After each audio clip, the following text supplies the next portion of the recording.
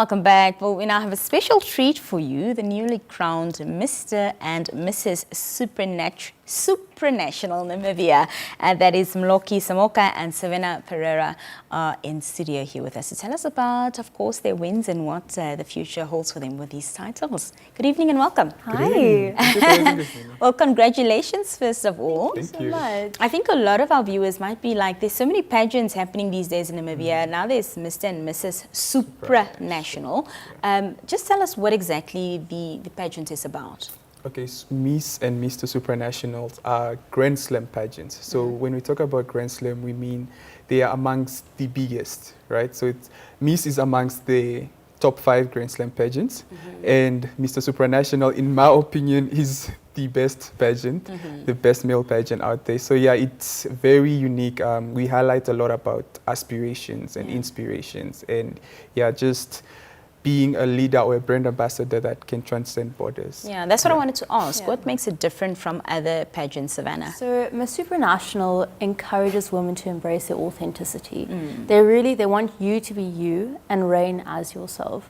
So they want someone who, as he said, transcend borders with their story and act as a light for others all around the world who feel as though they're in the dark. It's a woman of substance.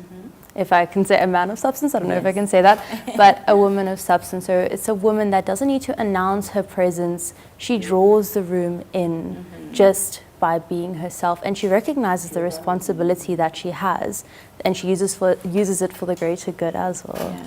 So Savannah, to you specifically, why then enter a pageant like this? What resonates with you with this pageant as opposed to trying out for Miss Namibia or something of that kind?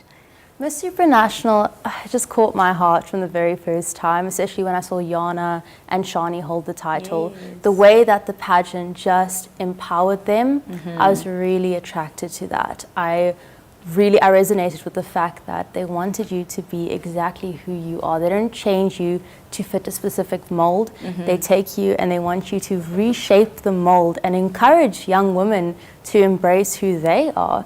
And as I always say, we need pageantry to create powerful women, because we need powerful women to empower other women. Yeah.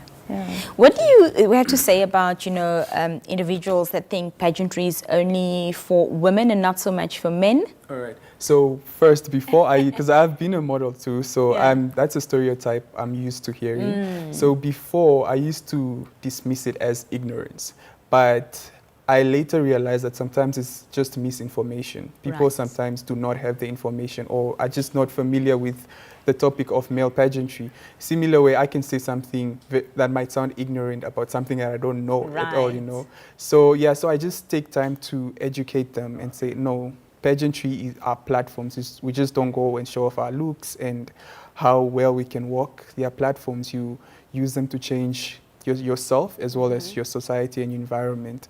And yeah, so I told them that, and if their perception doesn't change after that, that's when I can now consider it as ignorance. Yeah. So what are you going to be using your platform for, Mmoloki, with this title you've just won? Yeah, so I think as a title holder, you belong to the country. So anything that I might see as a social issue, I'll be very glad to work on. But my current focus now is adult literacy and just overall education.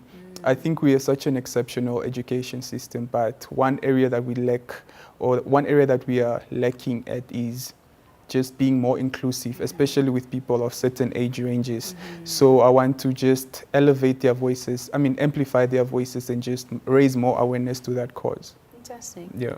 And yourself, Savannah, what are you passionate about and what will you sort of be, focusing on in terms of your agenda during your reign?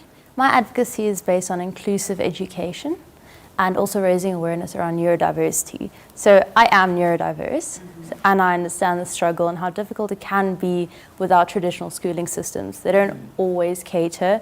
It's a very slow process. Our educational system doesn't always take into consideration that we learn differently, we understand information differently, we react differently as well. So yeah, that's what I'm advocating for. I want to make the journey a bit smoother.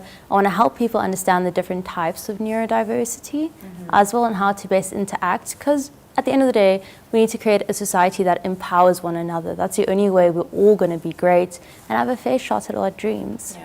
For somebody watching this evening, it's the first time they're hearing that phrase, neurodiverse, and you know they might have a child who's neuro and they don't even know. And you said there's different types of neurodiversity. Can you just explain in your own words what neurodiversity is and what it looks like?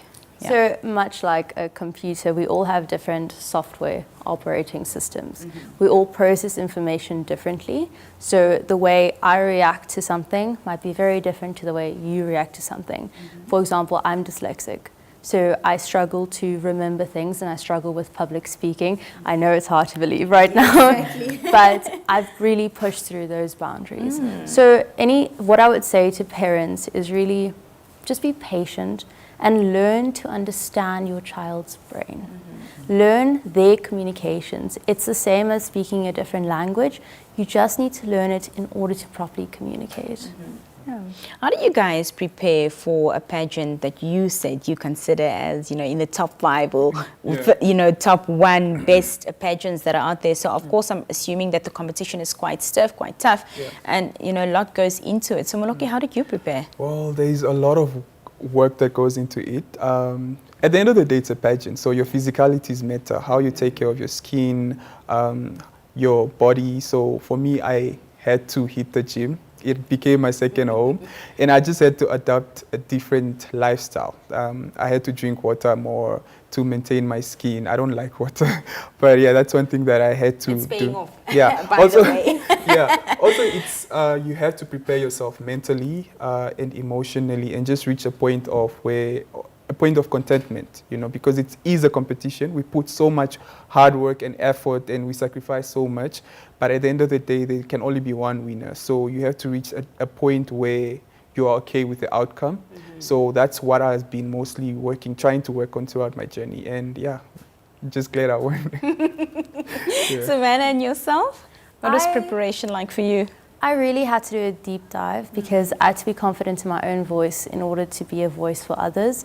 So I got to know myself on a deeper level. Can I just say, your day-to-day life, you do not get to know yourself that deep. That's what I know.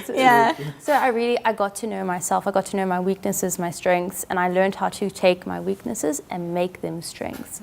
So I focused on that, really deep diving into who is Savannah and how can she use her voice to impact others. Of course, yes, there's all the external factors like my hair, my skin, all of that, but that was really the last thing I was looking at. It was more of who am I in here and how can I use it to impact others. That's how I prepared. Well, what's what lies ahead now for 2025? Of course, there's preparation for the international supranational event as well. When's that happening? It's in June. Oh, so it's the 8th So the of dates June are for officially me. set. Yeah. I think the Miss Supranational is on the 27th of June, and the Mister is the next day, which is 28th of June. Yes, Yeah. so it's a 3-week process. We leave, we should be leaving on the 6th, I think. Wow. Okay. I think. Yeah. But it starts on the 8th officially, and it's a 3-week process, and it's game day from the 8th for 3 weeks. Yeah. Oh, we wish you all the best in your future endeavors, and of course, once again, congratulations. Thank you so much. Well, thank you so much for being here this evening as Thank you well. so much Thank you for having us. Yeah. Well, that was Mr. and Mrs. Supernatural of Namibia 2025, Mmoloki, Samoka and Savannah Pereira, speaking to us about their wins, of course, what the pageant means to them and the road ahead. We'll be right back after this. Stay with us.